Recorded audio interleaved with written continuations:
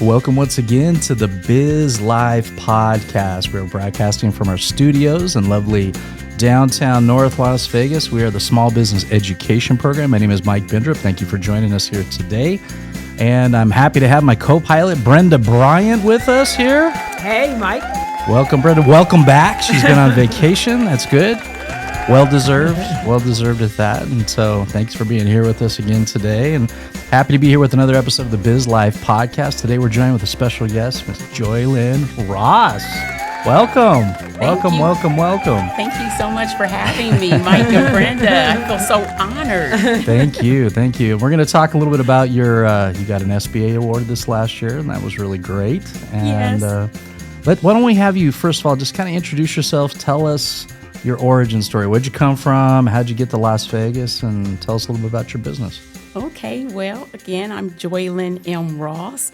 I am CEO and founder of Path to Connections and Path to Publishing. I'm also the president of PTP Press, an award-winning publishing company. I know that's a lot of branches of business, but at the root of everything is storytelling. We like that. Yes, I'm originally from Columbus, Ohio. Go Bucks. Are you really? I am. You didn't know she was I from graduated from Central. Ohio? Yeah. Woo! All right. OH. OH. Yes, and I made my way here to the still fabulous Las Vegas, Nevada. See, I'm not saying Nevada, Good. so I've been here for That's a minute. very good. Nevada. I had to cut everything off right there. So, nope. Right. Been here about 8 years now. Okay, good. Well, welcome. Thank you. Thank you. Now, tell us about your SBA award. This is good. Yes, my well-deserved. Well-deserved. Like Brenda's vacations. I appreciate Well-deserved. your modesty. Yes, my well-deserved SBA Micro Enterprise Business of the Year 2025 for the entire state of Nevada. That is amazing. Yes, we will clap at that one. That's good stuff. Well, and the reason I say that, this is a tough award to get. It really is. There's a huge nomination process, and it's quite an honor. So I was there and, got to not meet you because Oh my God. you're away on business. That's okay. Yes. I thought Brenda was going to go accept the award for a minute.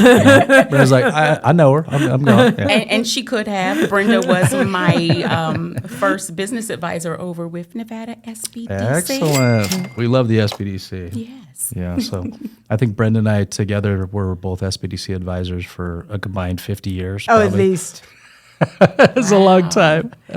Thank you for your service. Yes, Brenda, thank you for your service. We both gave blood. Yeah, that's right. Bleed for the client. Had to deal with us entrepreneurs and small business owners. Yeah. Thank you for your service. How was she as Excellent. an advisor? Phenomenal. I already knew the answer to that one. Brenda's who I call. The check obviously cleared. Obviously.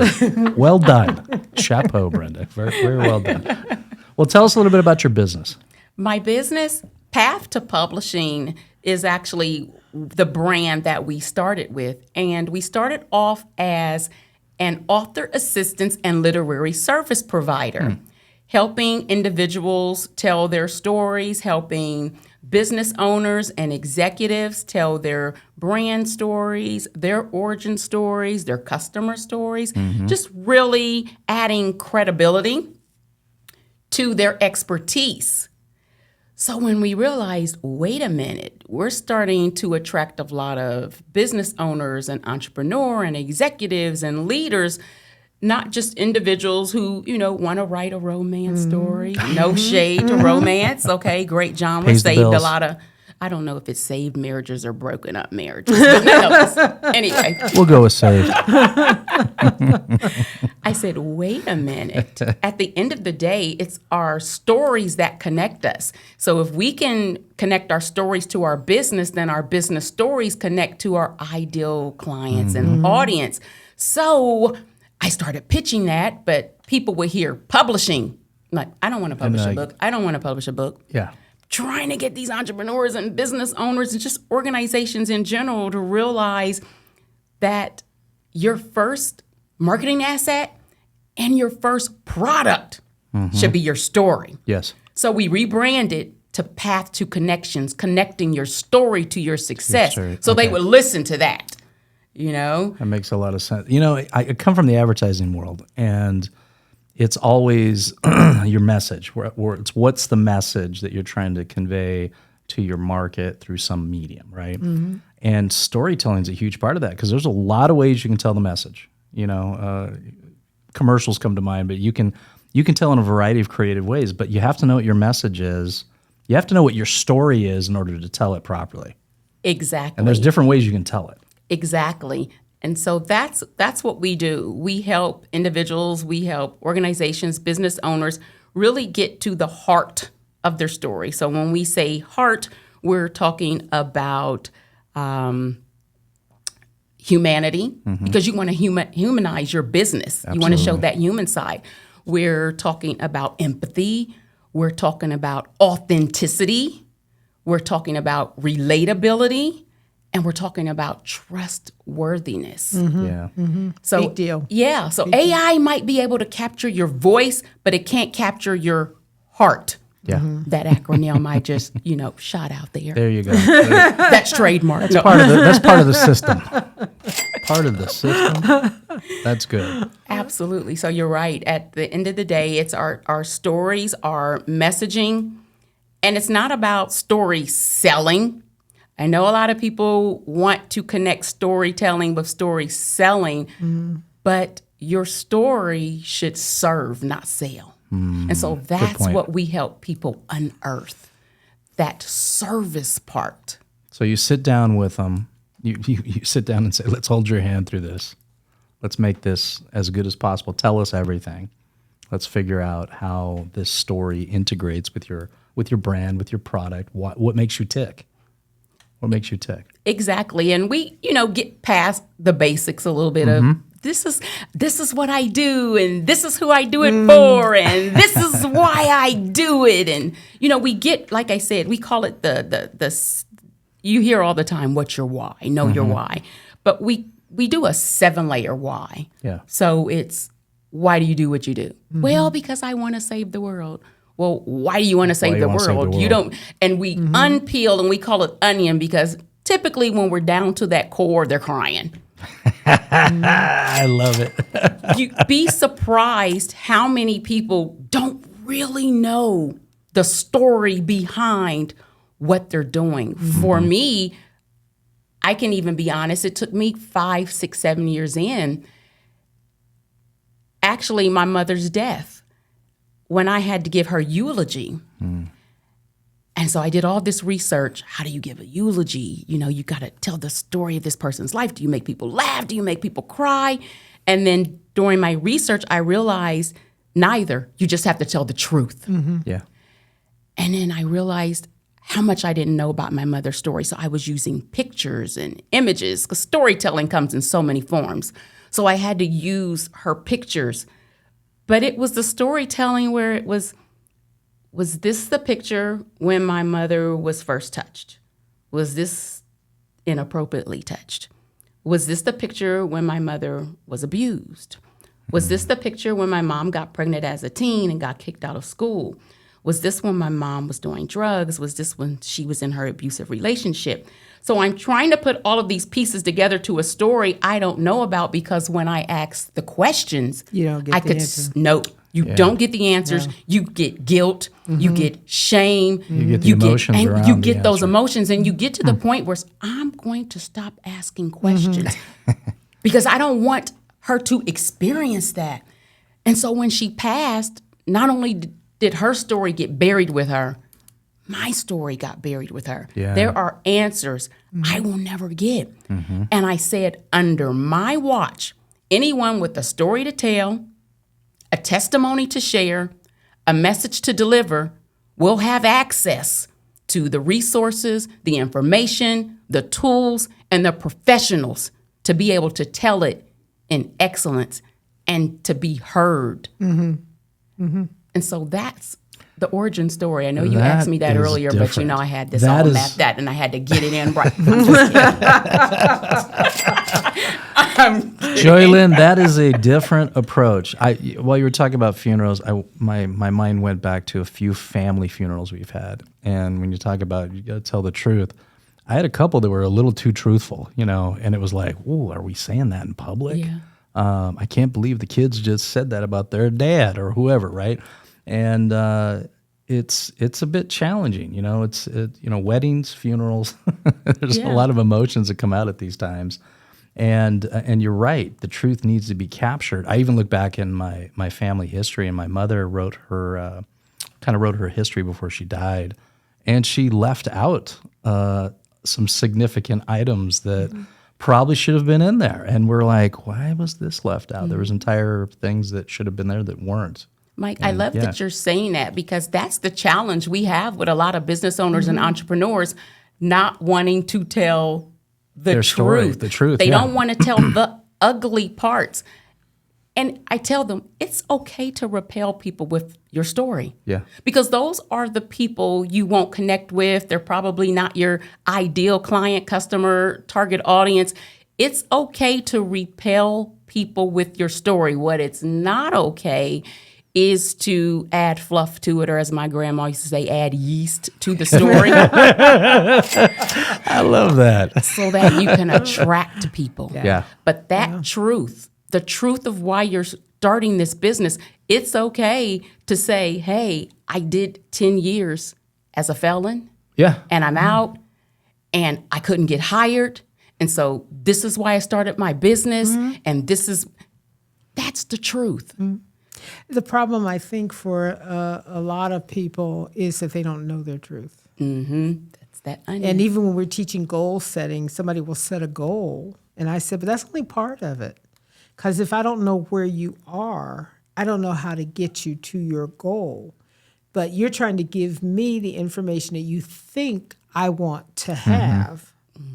But that's not your truth. Or you're pulling your punches, so you don't want to be judged by your audience. Exactly. And so you're like putting a better polish on things, and that's not truth. That's not truth. Yeah, the hardest thing when I'm working with anyone when it comes to storytelling, I let them know, even when it comes to brand building, don't build a brand. I know that's what we say, but be the brand.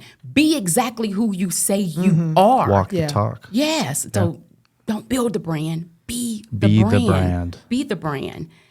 And again, it takes a while. It takes a while for people to relate to that, because it's not a catchphrase. It's really something that's has substance to it. Yes. And like I tell them, the hardest thing you will ever do in life is to try to be who you want people to think you are versus being who you are. Yeah. That happens sometimes in politics. Mike, And it happens in our Mike's a families. comedian. I'm just saying. I'm not going to say no names, Brenda, okay? But like I said, it goes down to, and that's why so many people get excited about AI. And I'm not anti-AI, but people always ask me that, since I'm a content creator and we're into creating content. Well, what do you think about AI? Well, first of all, for insurance purposes and legal purposes, we don't have an AI footprint anywhere. And for one, and you can research this later, AI uses way too much water and energy. So if you're into sustainability, Yeah. and people are finding that out. it uses way Are too they finding it out in time? Are they doing something about it in time? Exactly. Yeah. But other than that, are you really going to meet that real person? If you're accepting job applications and everybody's used AI to complete the questions, who are you hiring? Yeah, you don't know. It's like... Or you bring them in for an interview and they're totally different than on paper. They were Fraser Crane Totally on different. paper. Exactly. And then in an interview, they're Archie Bunker or the younger George Bush. Take your pick. Well, did you see on the news this morning about? I'm old enough to know all those references. I just want you to know. I used to work in Hollywood. I used to live there, and so they have an image. It's a person, and that person's image has been superimposed on for so many things, because she is now what did they call it? The AI actress. And someone said, how could you call this AI and still call it actress and not think that you're irritating a lot of people who are real actors and actresses? So what's going to happen with this? And this is a company that's actually doing this, is putting this together and saying, here's the image that you can use. And she's just cute and bubbly and all that stuff that everybody thinks she should be. But we're not going to use a real person. Yeah, that is a lot. That's scary. It is, and people ask me all the time, well, aren't you scared the AI is going, aren't you scared? No, AI should be scared of me. At the end of the day, AI is us. If Yeah. you're truthful with your AI, yeah, you could create a whole persona and something that's not out there. And some people do that in video games now or anything else online. You can do that if you wanted to, but at the end of the day, does that really further your cause? Does it further your brand? Does it further your whatever your goals happen to be? Especially Mike business and I goals. have had this conversation because AI scares me. Okay. And he keeps telling me, no, it shouldn't scare me. And so he told me something I thought was really useful. Treat AI as the researcher you don't have to pay. It I is a said that, tool. Brenda? You said that. How about that? So, but because when you get true. research, that doesn't mean that the subject is complete. It means that you now have the foundation to build on the subject. Exactly. Absolutely. It is a tool. And like with any other tool, like with any other superpower, we can use it for good or evil. That's right. That's right. I'm going for the good. Me too. Well, in AI, people have often said, "Oh, well, AI can just write books. We're just going to see AI books out on the bookshelf." I'm like, yeah. Have you ever read like an AI book that somebody just went, "Here, write me a book"? It's going to be awful, absolutely awful. AI does not write well. It writes well with 500 interactions back and forth. Okay, you can get it to write well, but there is some effort and there's some consistency that has to happen. And your brand and your personality has to go into that in order to make something that's good and something you want to put out with your name on it. Yeah, again, I couldn't sit here with you and share my story if AI helped me craft that story. Then I have to sit here and not be present because I'm trying to remember what AI told Trying to me remember all the lies you told AI Yeah. to say about you. How about that one, Brenda? You can quote me on that one too. I'm leaving that one to you. Again, it's an amazing tool, and As long as we use it as a tool. exactly being in the publishing industry, what I'm seeing, and I told myself I'm going to have to do a live about this because I see authors starting to pick at each other because this one feels like this one stole their ideal and this one reads too much like this, that, and the other. my I said, goodness. hold up, people. There's tons of class action suits where they were using books to train AI. Different companies, organizations, they were using books. So a lot of us publishers and authors, I'm in so many class action suits. I hop in because most of them are using my works as well. So they've used our works to train AI. So when someone else says and goes, AI, write me a book about, it's using the language it was trained on. So it's using our language. Yeah. So this person didn't come plagiarize your work. AI gave it to them. Yeah. Interesting. It's a whole different world. There's going to be a Have fun, attorneys. whole division of law that's Yeah. just, I'm an AI lawyer. How you doing? Nice to meet you. Yeah. Yeah, that's why storytelling, again, at the heart of storytelling and the heart of what we do, it goes beyond just what sounds good. We get into, again, that origin story, yes, but those customer testimonials, that product story. A lot of people like to tell you how great their product is or And how nobody great wants to their hear it. service is. It's not even about how great you are. People always say, really? Coming from you, Joylynn? That's all we hear. But it's not about how great you are. It's not how great your business is, how great your service is, how great your product is. It's the great things it does for your clients, Yeah. for your customers, We used to for your say community. in advertising sometimes, we're like, our business is, we're being asked to polish a turd, okay? And it still stinks. but it looks pretty. It looks good in pictures, but not in person. There's got to be a button for that. There's got to be That stinks. something over there. That's what we did. And sometimes, and it was the hardest job, I think, in advertising was when the product is bad. The product's not the best on the market. The service isn't the best. The product isn't the best. The owner knows it and just says, make this look amazing. Yeah. That's some of the hardest challenges we had, because you have to do your job at the end of the day, but boy, it makes it hard. Yeah. How do I sell somebody who's aiming to be number 10 in the market, but they want to look like they're number 1, but we don't want to pay for it, right? And we don't want to do the work required to get to number 1, not even number 5. Okay, so that's a challenge. I think getting to the truth, like you said, getting real. Could you imagine her in one of our staff meetings? It'd be wonderful. Well, only if she brings regular donuts. What do you mean regular donuts? Oh, you brought donuts? He hasn't seen the donuts yet. Oh, you brought Winchell's. Yeah. You will be asked Hopefully back. there's a chocolate devil's food in there with No. the crushed peanuts on the top. No. That's my favorite. No. Yeah. Old school. No. Old school.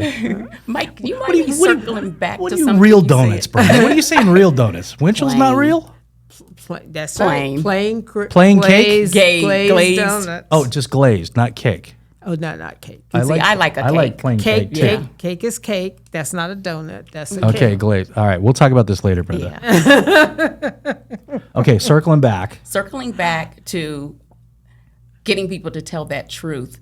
I mentioned PTP Press. That's our traditional publishing imprint where we give other authors a platform to be able to share their stories. And our inaugural title is The Price We Pay.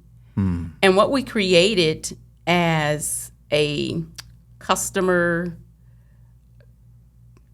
beyond just the value of the book and the entertainment, I get customer value. That's the word I'm looking for. We created a program that goes with it, and it's called Be Seen.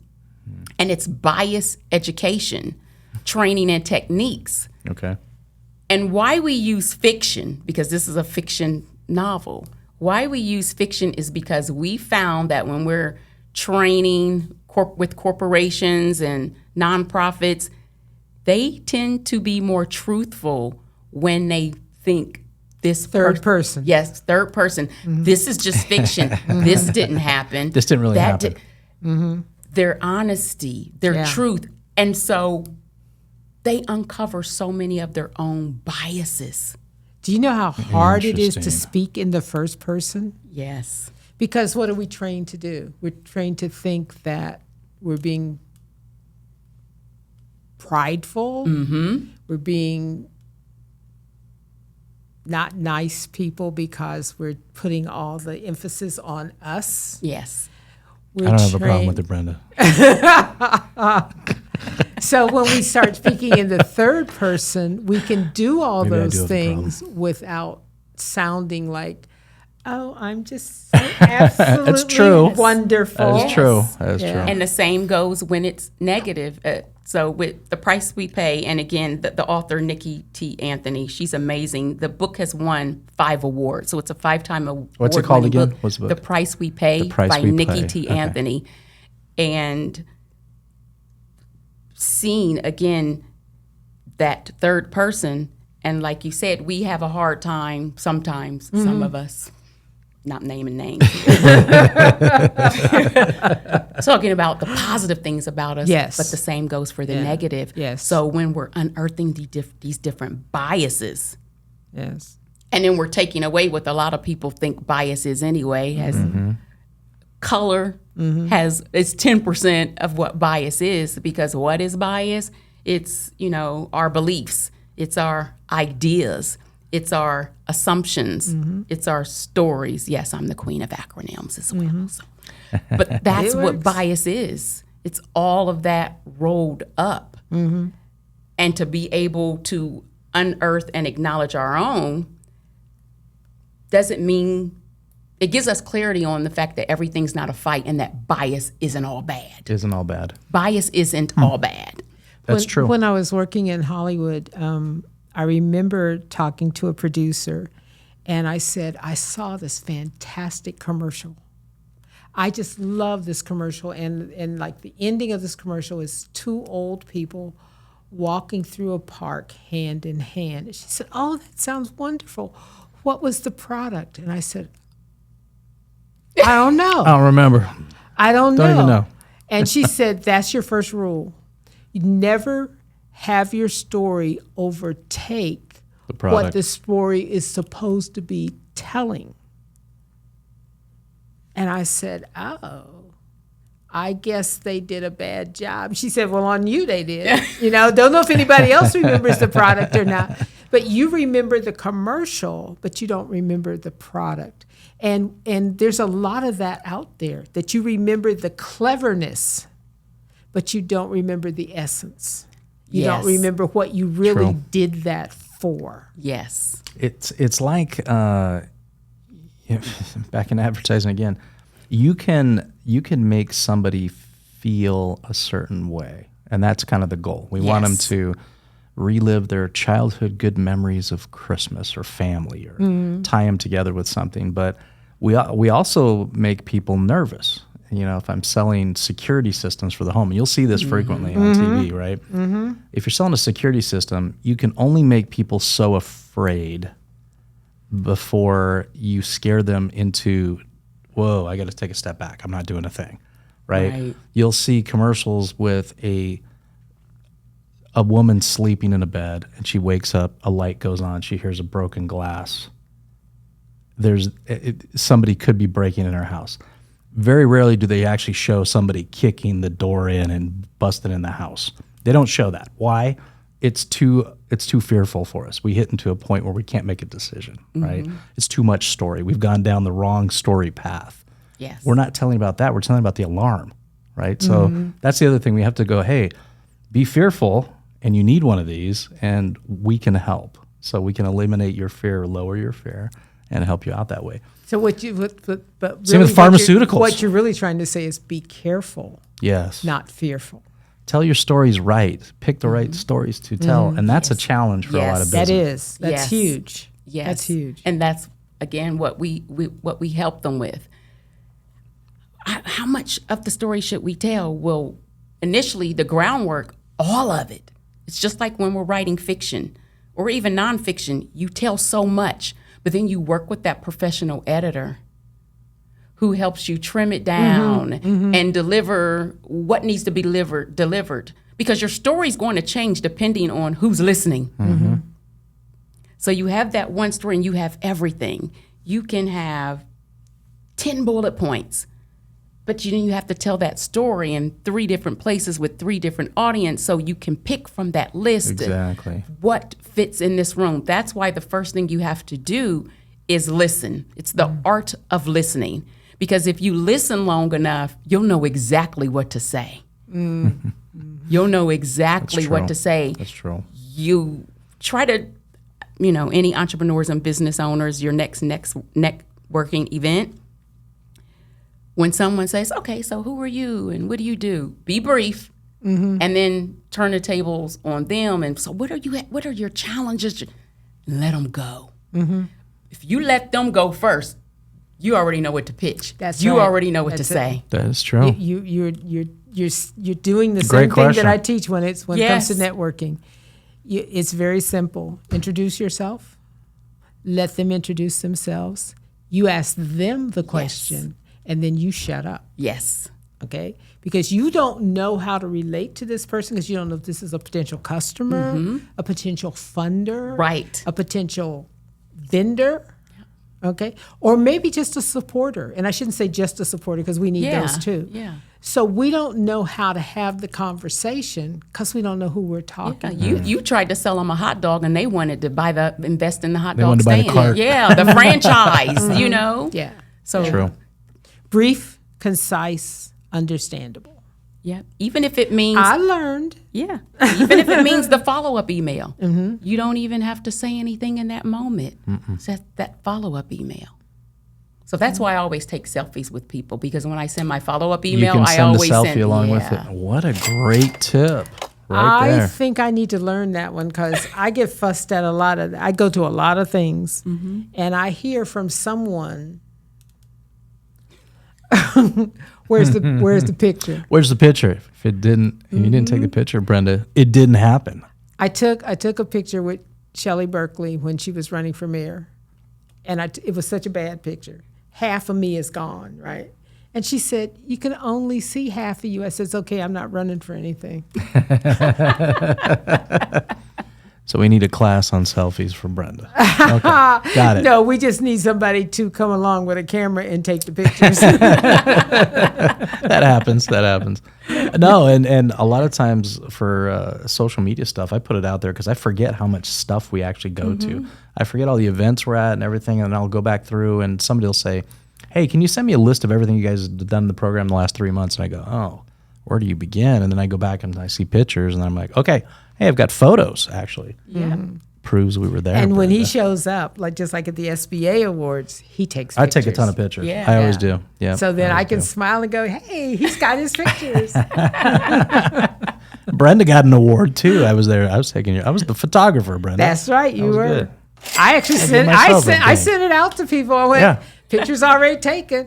But that's a great thing. Take selfies and then send it to the person because you got their contact information. Yeah. Give me your number. I'll send it to you. Yeah. What a great I networking love tip. that. I Yes. absolutely. I think we love need to that. put that into place, Brenda. We have an expo tomorrow night. We should. We should do that. Yes. We're doing the expo, the LVB&M Yeah, expo. Large Vision Okay. Business. It's here It's at our here now. location We partnered now. with Okay. Paul and Sylvester. Wow. And so it starts at 6:00. I hope you can come by again because I know you've been there. Yes. And yes, You're I will do cordially that. welcome. Okay. Cordially thank welcome, You. so And definitely thank you. use that. Yeah, Thank you. absolutely. And as you talk about storytelling, and I have a friend who's an author. She was actually up for an NAACP award. Oh, wow. Yeah, that's what I said too. I went, "Oh, I have to treat you nicer." And she goes, "No, you won't." I went, well, you're probably right.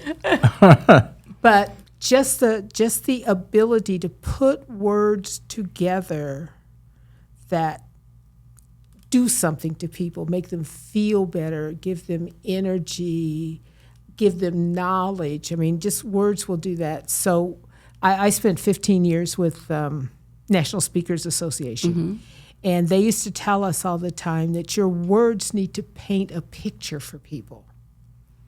And so Les Brown was actually doing a class that I took, and I knew I had this under control. I knew what I was going to do. I knew I was doing a good job.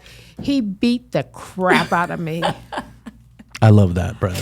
Just saying. And you know that's Columbus, Ohio, anyway, Yes, right? So, I yes. mean, because we both used Hey, to it's be one at the thing to have a radio station. heckler beat the crap out of you. It's No. another thing to have Les Brown He do it. did, and he said to me, "You can do so much better." I'm thinking, ego. Yeah. I got this. Who does he think he is? If he could only see you now, why don't you invite him in, Brenda? knows. No, he's not here. He's in. I don't know where he is. He's in Atlanta. He's in Atlanta, I so. think. Yeah. Yeah, but he had Great so motivational much speaker. good information, and sometimes we hear it and ingest it, and sometimes we put it aside. But I've seen him in situations where the words are so important. Yes. And the way the words are conveyed are so important. My mouth runs all the time. My fingers don't. I don't write. I speak. And so that excitement, when I read something and I get excited, or when I read something, I see the images. Or if I read a book and they've made a movie, Yes. if they didn't cast it the way it was in my head, It was a bad book. oh, no, it was a bad movie. It was a bad movie. Yeah. So those words are so important, and the fact that what you're doing with these words and what you're doing to teach people how to tell their own truth, Yes. that's Yeah. huge. Yes. It is That's big. huge. And definitely with entrepreneurs and business owners, it's a lot to do with mindset. So, for example, if you're storytelling to a lender or an investor, what have you, you have to remember that they are the hero of the story. You're the main character, But they are the hero of the story. Interesting. So I'm sitting here with you, and 9 times out of the 10, you're never going to be able to meet that underwriter. Right. So that loan officer, you better be able to relay the story that's going to stick, so that loan officer can then relay it to that underwriter. Absolutely. But again, you're not sitting down begging or asking. So you got to get out of that mindset. You're not here. You are making an ask, but it's not. Did that come out right? Did I say that? That came out right. Okay. You did good. You're not making an ask. You are making an You know where I want to go with that. I know you but did too. I thought you were going to say it, but you didn't. Okay. Yeah, proud of you. Proud of you. You're making an ask. Ooh, I want to do. With the K. Yes, with a K. But it's not what you think it is. It's not an ask for money. You're really asking, how may I help you? Yes. How may I serve you? Because I'm Cinderella, and you need to be the fairy godmother so that we can get the happily ever after we need. And I know your story is this and your story is that, and you have these challenges and you have these obstacles. And partnering with me will allow us to transform. When you go, but they're the superhero. Yeah. They're the ones with that wand. Because think about it, a superhero only needs to show up for 10 minutes. I like that. I like that a lot. They're in and out. That's true. A real superhero, they're in and Superman out. flies in, saves the day, flies back out. A real hero. Got stuff to do. Yeah, you don't have to buy the groceries of the person behind you and then take a picture on Facebook. Oh, I just bought the groceries for them. A real hero, they're in and out. Yep. So you're in, and you're allowing them to be the hero, and you're showing them with that happily ever after what that ending can be like. But this can't happen unless we join. Because, I'm out here making a difference with Path to Publishing and Path to Connections and PTP Press. And you're making a difference with what you're doing. But together, we can make an impact. We can make a big impact. Yeah. That's true. That's true. I want to be a superhero now. You are a superhero. Put that cape on, Brenda. You're just ready. Well, I got the sweater. Get it back from the dry cleaners. Get it from the dry cleaners.